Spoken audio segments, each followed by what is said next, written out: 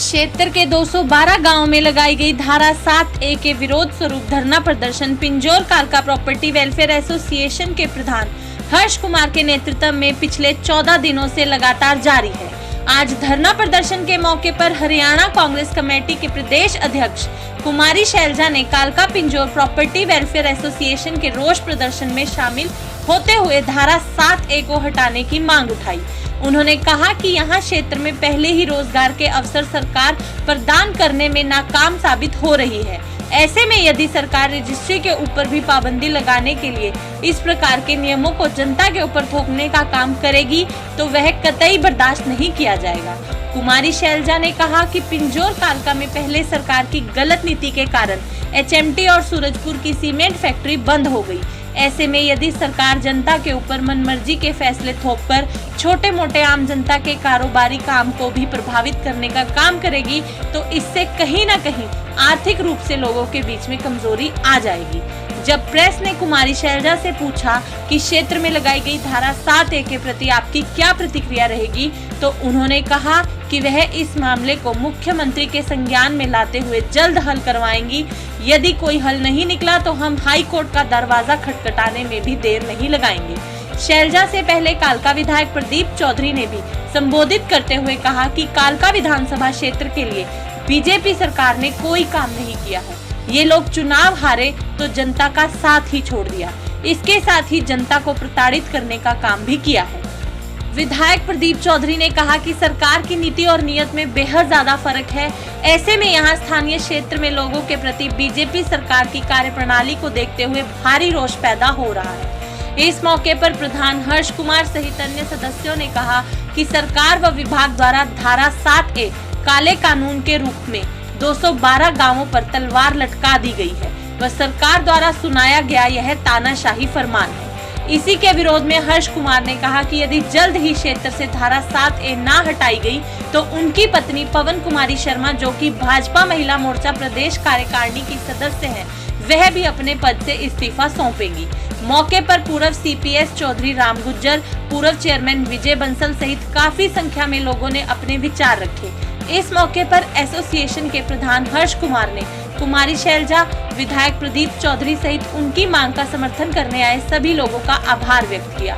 इस मौके पर कालका से अजय सिंगला, सुनील शाम, मुकेश सोडी, नवदीप नब्बी, एडवोकेट विनोद वाल्मीकि, रामकरण चौधरी, अमन जैलदार, हरदेर सरपंच परवीन आहूजा सहित भारी संख्या में लोग मौजूद रहे। हमारे ऊपर इन्होंने 7A का कानून जो हमारे ऊपर ला दिया है और रजिस्ट्रियां इन्होंने बंद कर दी हैं, जिससे आम जनता को बहुत ही परेशानी का सामना करना पड़ रहा है। हमारे प्रॉपर्टी डीलर भाई तो परेशान है ही, लेकिन जिन्होंने छोटे मोटे प्लाट खरीदने हैं वो भी इनसे ज्यादा परेशान हो चुके हैं।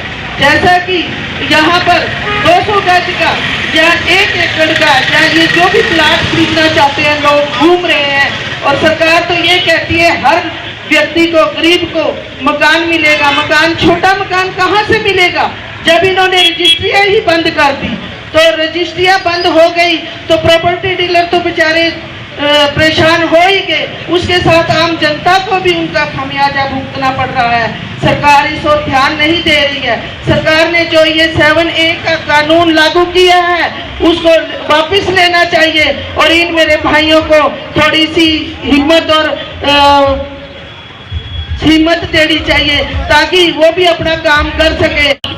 जो मुद्दा है आज का मैडम, ये 7A है। अभी मेरे से पूर्व वक्ता बोल रहे थे, Haryana development regulation urban areas act 1975 की 7A है मैडम। ये पैसे नहीं लगाई, खोखरा से लेकर मैडम पंचकुला रेपरानी तक एरिया है, अर्बन एरिया सारे आपके। पंचकुला में जो काम सामने है उनको भी ले लिया। ये मैडम, मैं कुछ लोग नहीं कहना चाहते, मैं साफ बताना चाहता हूँ आपको, ये कोई मसला नहीं है। ये मसला है चाचा भतीजा की लड़ाई है मैडम।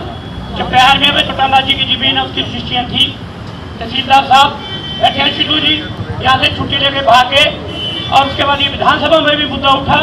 उसको रोकने के लिए इन्होंने आनन फानन में इस काले कानून को इस क्षेत्र में लगा के यहाँ के जो छोटा मोटा हमारे भाई यहाँ बैठे काम करते थे अर्बन एरिया में, एक तरफ से कह रहे 2022 में हम पूरे लोगों को मकान दे देंगे मोदी जी, इधर जो लोगों के मकान है छोटे छोटे उनको रोकने का ये काम किया। और मैडम अर्बन एरिया कानून के बिना नहीं दे सकते। आपके कॉर्पोरेशन का एरिया ले लिया इन्होंने, जिम्मेदारों को ले लिया। तो मैडम मैं तो आपसे सभी लोगों को पता है इस बात का, ये चाचे भतीजे की लड़ाई में 212 काम को जो इन्होंने ये काला कानून लगाया है, और क्योंकि रेवेन्यू डिपार्टमेंट चौटाला साहब के भतीजे के पास है, तो इस बात को रोकने के लिए कांग्रेस पहले भी इनके साथ भाई प्रदीप चौधरी जी और सारी टीम, हम सभी लोग अपने साथी के साथ परसों बरवाला भी मैं गया था। मैं कहना चाहता हूँ कि सरकार ने हमारे क्षेत्र पर जुर्म ढा रखे हैं, चाहे यह 7A धारा लगाने की बात हो, चाहे कहीं कंट्रोल्ड एरिया की बात हो, चाहे कहीं पैराफेरी एक्ट की बात हो, चाहे मोरनी जैसे क्षेत्र में नो तोड़ भूमि की गिरदौरियाँ तोड़ने की बात हो, चाहे HMT फैक्ट्री बंद करने की बात हो, उससे पहले सूर्य फैक्ट्री बंद करने की बात रही हो, जुर्म पर जुर्म ढाए जा रहे हैं। रोजगार देने की बात किया करते थे, लेकिन बेरोजगारी बढ़ाकर आज धरने प्रदर्शन पर बैठने के लिए मजबूर हमारे लोगों को होना पड़ रहा है। देश का अंदाजा आज इस सर्दी के मौसम में लगातार 17-18 दिन से ठंड के मौसम में वहाँ सड़कों पर बैठकर आज कहीं अनशन करना पड़ रहा है, कहीं इतनी रात में कितने किसान शहीद हो गए। आज सभी बातें यहाँ जानते हैं। बहुत बड़ा प्रदर्शन यहाँ भी किसानों का अभी डिस्ट्रिक्ट हेडक्वार्टर पर भी हुआ, उससे पहले भी बहुत बड़ा प्रदर्शन पिंजौर गार्डन में किया गया। आज हमारे ये साथी जो आज छोटे छोटे लोगों को छत मुहैया कराने के लिए एक कारोबार इनका है, उस कारोबार को भी ठप करने का इस सरकार ने जो काम किया, इसलिए आज बहुत मजबूरी में हमारे व्यापारी, पहले ही बहुत मंदी का दौर है, लेकिन आज मजबूर होकर लगातार 13 दिन हो गए धरने पर बैठे हैं। तो इसके लिए हम सभी साथी इकट्ठे होकर चीफ एडिशनल सेक्रेटरी से भी मिले, लेकिन उन्होंने कहा आगे से क्या जवाब दिया कि अभी तो लगाई है, अभी आगे आप अभी तो धारा लगाई है कि अभी आप हमारे पास आगे। मैंने कहा जी हमारे तो छोटे छोटे लोग हैं, बहुत बड़े बड़े किसान नहीं यहाँ, छोटे किसी ने शादी करनी, किसी ने कोई मकान बनाना, किसी ने कोई बीमारी ठमारी के लिए कोई ज़रूरत पड़ जाती है, कोई 2 बिस्वे बेचनी, किसी ने 3, कोई 5-7 मरले बेचने हो, तो वो क्या करेगा। लेकिन सरकार इतनी जुल्मी सरकार है, इतनी तानाशाही सरकार है, इस सरकार को सबक सिखाने के लिए लोग आज बहुत बेताब है। लेकिन अभी हालात ऐसे हैं कि जो किसान आंदोलन जो चल रहा है, इससे भी जो सरकार टस से मस नहीं हो रही, उनकी तरफ बिल्कुल अनदेखी की जा रही है। तो ऐसा भी लगता है कि शायद सरकार कहीं गिर भी सकती है। तो आने वाला समय निश्चित रूप से साथियों, आपका आशीर्वाद, आपका सहयोग समर्थन से कांग्रेस पार्टी की सरकार निश्चित रूप से बनेगी। ऐसे जो काले कानून बनाए जा रहे हैं, दुख है, आपकी पीड़ा है, मुझे समझ में नहीं आता कि इस सरकार को कैसे नजर नहीं आ रही है। आप यहाँ पर इतने दिन से बैठे, अपना काम कारोबार छोड़कर हर रोज अपनी पीड़ा को लोगों के सामने दर्शा रहे हैं। मुझसे कई दिन पहले हमारे विधायक प्रदीप चौधरी जी ने आपकी बात कही, आप इस पूरे जो यहाँ पर आपके साथ हो रहा है, मुझे उसके बारे में अवगत कराया और मुझे कहा कि हमें यहाँ आना चाहिए। और साथियों से भी बात हुई, अजय सिंगला जी से भी बात हुई। तो साथियों, आज हम जब आपके पास आ रहे थे तो रास्ते में प्रदीप चौधरी जी से बात हो रही थी और मुझे बड़े मेरे दिल को छूने वाली बात उन्होंने कही, क्योंकि जिस तरह से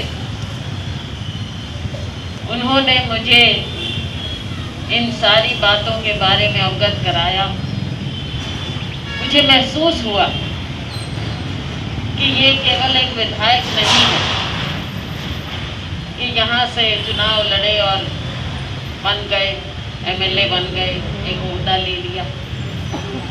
इनके दिल में आपके बारे में जो एक कसक है, और इन्होंने एक एक करके सारी बातें यहाँ के लोगों की बताई, जिनका वर्णन भी इन्होंने किया। केवल 7 एक ही बात नहीं, हम सूरजपुर जो फैक्ट्री होती थी उसको बंद करने की बात तक कर रहे थे। हमारे नौजवान बच्चे बैठे हैं, पता नहीं इनको तो याद होगा कि नहीं, कि यहाँ सूरजपुर की जो फैक्ट्री होती थी उसकी ट्रॉलियाँ चला करती थी। लेकिन हम जब छोटे थे तो जब पिंजौर की तरफ आते थे तब जरूर बच्चों की एक उत्सुकता और एक शौक होता था। हम वो गाड़ी खड़ी करके ऊपर देखकर खुश होते थे, ट्रॉलियाँ देखते थे, पहली बार ट्रॉलियाँ देखते थे, तो यहीं से देखकर शुरुआत हुई। तो वो कब बंद हुई? बीजेपी के समय।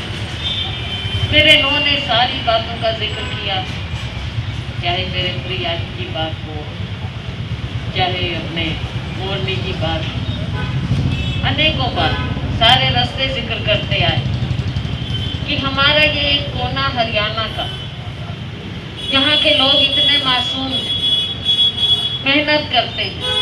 यहाँ पर कोई बड़े बड़े खेत नहीं, बड़ी बड़ी होल्डिंग्स नहीं, छोटे छोटे काम गुजारा करते हैं। और आज ऐसा कहर ढाया बिना समझे, यहाँ के लोगों को नहीं समझा, यहाँ की समस्याओं को नहीं समझा और सीधा एकदम एक ऑर्डर कर दिया, 7 एक लागू। अभी यही बात कि किसी को घर का खर्चा, कोई शादी ब्याह होता है, कोई भी और काम जरूरत हो सकती है, छोटे छोटे टुकड़े, उसकी अपनी जमीन, अपनी प्रॉपर्टी, क्या हक नहीं है? ये तो आपका विजय जी बेसिक राइट है, बेसिक राइट है ये, और उसको भी सरकार हथियाना चाहती है।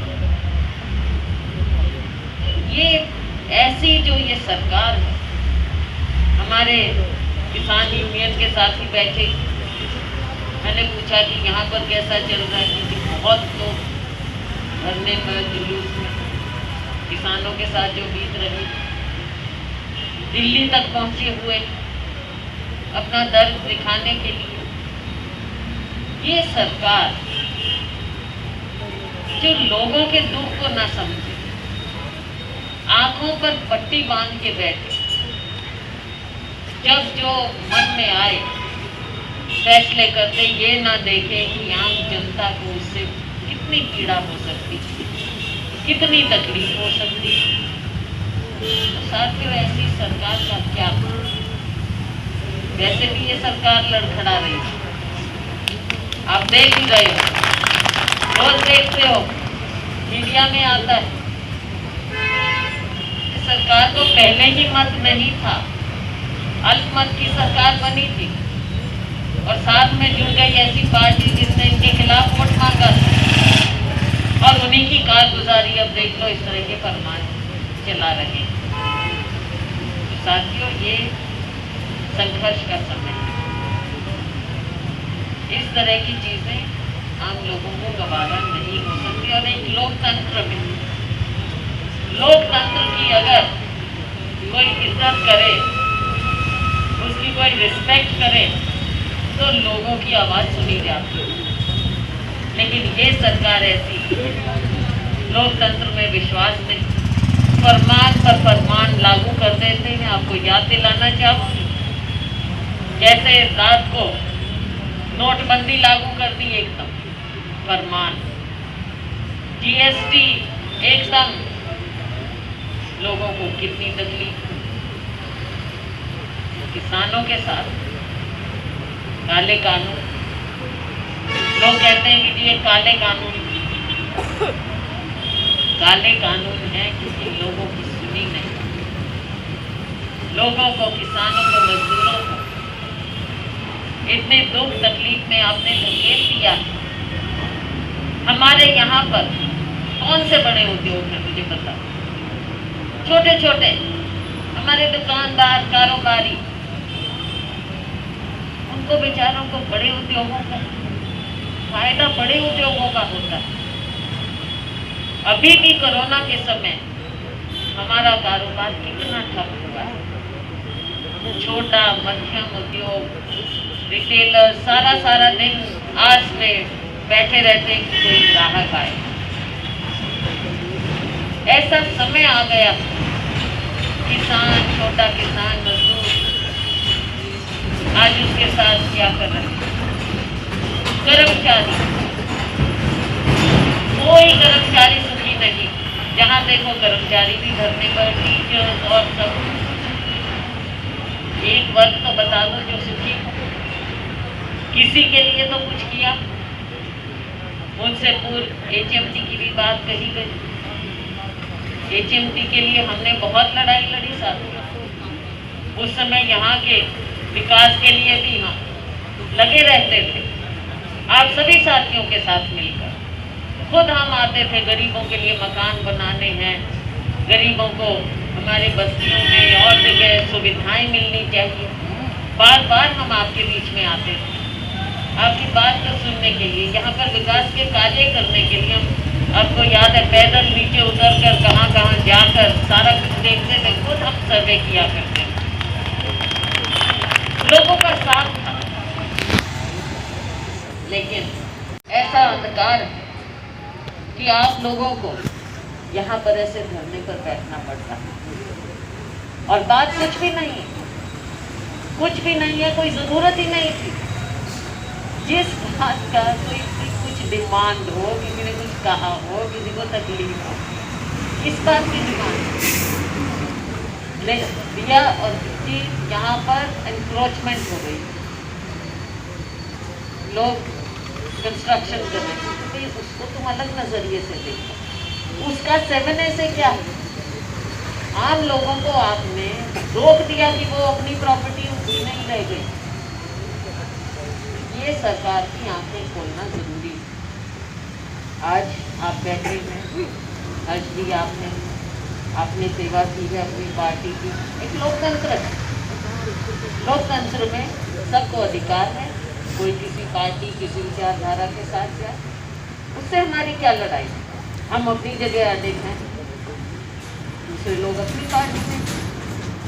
लेकिन जब ये दिखता है कि इनकी आंखों पे पट्टी बंध गई, तो आज हर्ष जी जैसे, हर्ष चंदा जी जैसे इंसान को, जिन्होंने इतने साल सेवा की, उनको, इनके साथियों को मजबूरन यहाँ पर बैठना पड़ा अपनी पार्टी।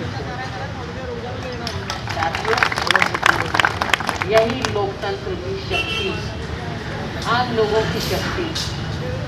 हम आपके साथ हैं, कांग्रेस आपके साथ है, हमारे विधायक प्रदीप चौधरी जी आपके साथ हैं, हमारे सभी साथी, तमाम कांग्रेसजन यहाँ पर आए हैं आपके साथ आपका सहयोग करने के लिए।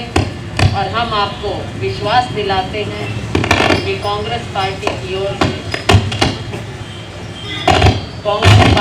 ओर से हम आपकी आवाज़ को उठाएंगे भी, और जिस भी फोरम पर जैसे आदेश होगा आपका, प्रदीप जी का जो आदेश होगा, हम कांग्रेस पार्टी आपकी लड़ाई लड़ेगी। आज भी हमारे आने का मकसद यही था कि हम आपके साथ पूरा सहयोग करने को तैयार हैं। आपका बहुत बहुत धन्यवाद। जय। चाहे हमें, जैसे आपके यहाँ पर हम लोगों के साथ बैठे हैं, अपना सहयोग दे रहे हैं, इनकी आवाज़ उठा रहे हैं, चाहे मीडिया के माध्यम से हो, चाहे इनके साथ मिलने पर बैठ कर हो।